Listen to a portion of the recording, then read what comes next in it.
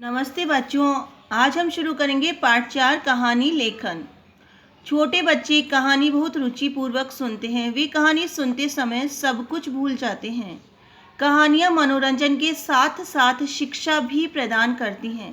कहानी लिखते समय नीचे लिखी बातों का ध्यान रखना चाहिए।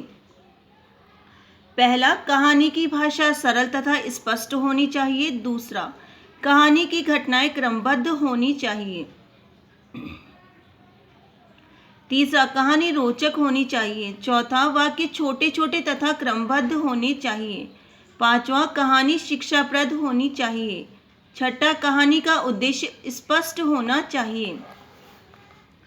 आज हम पढ़ेंगे मधुमक्खी और फाख्ता की कहानी, बी एंड डव। ये कहानी मैं आपको समझा रही हूँ और हम पढ़ रहे हैं। आपको अपनी कॉपी में किताब में से देखकर ऐसे की ऐसे लिखनी है। आइए हम पढ़ते हैं। एक मधुमक्खी थी। एक दिन बहुत गर्मी थी। उसे बहुत प्यास लगी। वह पानी पीने के लिए उड़कर नदी पर गई। अचानक वह नदी में गिर गई। वह पानी में डूबने लगी। नदी के पास एक पेड़ पर एक फाख्ता बैठी थी। उसे डूबती हुई मधुमक्खी पर दया आ गई। उसने मधुमक्खी का जीवन बचाने का निश्चय किया। उसने एक पत्ता तोड़कर मधुमक्खी के पास गिरा दिया। मधुमक्खी पत्ते पर चढ़ गई। उसने अपने पंखों को सुखाया और पुनः अपने छत्ते की ओर उड़ गई।